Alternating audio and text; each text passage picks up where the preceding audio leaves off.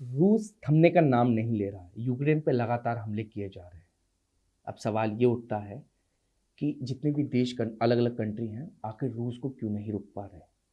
Indirectly Ukraine की हर कोई मदद कर रहा है, पर रूस की खिलाफ कोई आवाज़ खुलकर क्यों नहीं बोल पा रहा। उसकी वजह यह है कि यूएन में एक आर्टिकल 7 है।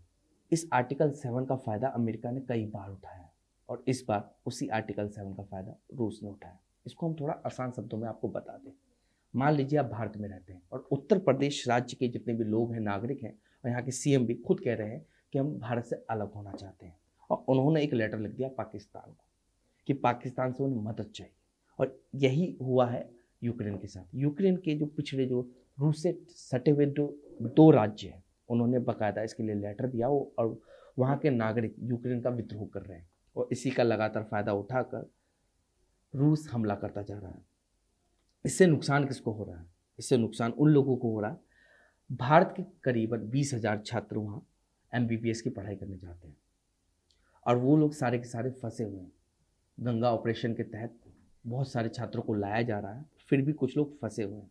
हाल ही में खबर ये आई है कि कर्नाटक के नवीन का देहांत हो गया है। अब उनकी शव लाने की तैयारी हो रही है। आपको बता दें, जो ये वीडियो शूट हो रही है, अब तक एक ही भारतीय की मौत हुई है।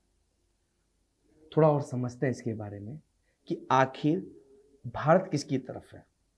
वो भारत ना यूक्रेन की तरफ है, ना ही रूस की। पर जब भी भारत की वोटिंग की बात आती है, तो सीधा वो खड़ा होकर बोलते हैं कि ना हम यूक्रेन की तरफ है, ना ही रूस की तरफ। तो इसका वोट सीधा सीधा रूस की तरफ चला जाता है। चाइना भी यही कर रहा है। समझते हैं कि हमारी दोस्ती ना अमेरिका के साथ ज़्यादा गहरी ठीक है, ना ही रूस के साथ, क्योंकि अगर भारत और चाइना के बीच में इन फ्यूचर कुछ विवाद होते हैं, तो हमारी मदद सिर्फ अमेरिका करेगा, ना कि रूस।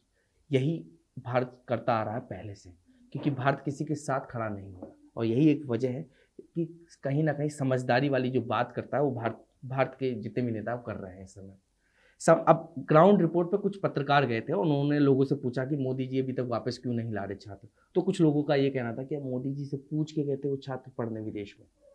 और पिछले 3 महीने से भारत सरकार आगाह कर रही थी उन लोगों को कि खतरा बना हुआ है, अगर ज़्यादा ज़रूरी ना हो तो वहाँ ना रुकें। फिर भी भारत की बात उन लोगों ने हल्के में ली, और आज उन्हें भुगतना पड़ रहा है।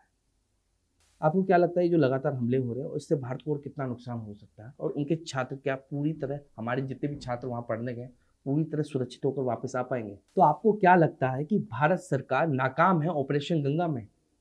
हमें राय जरूर भेजें अपनी, और भी अपडेट्स के लिए बने रहें ऑथम न्यूज़ के साथ। धन्यवाद।